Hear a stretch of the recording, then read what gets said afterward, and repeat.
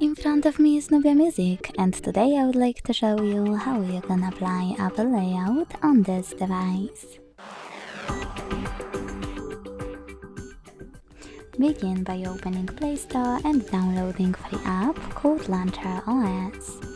When it's ready, go into Settings, scroll and hit Apps to tap on Default Apps. Then select Home app and choose Launcher Pro. Wait few seconds. And as you can see after that, my layout was successfully applied. If you wish to go back to the default one, you need to access Settings again. Tap on Apps, select Default Apps, and after hitting Home app, choose System Launcher. To make any changes to your Apple One, just access Launcher app. Thanks so much for watching. If you enjoyed this video, don't forget to leave a like, comment and subscribe. Bye!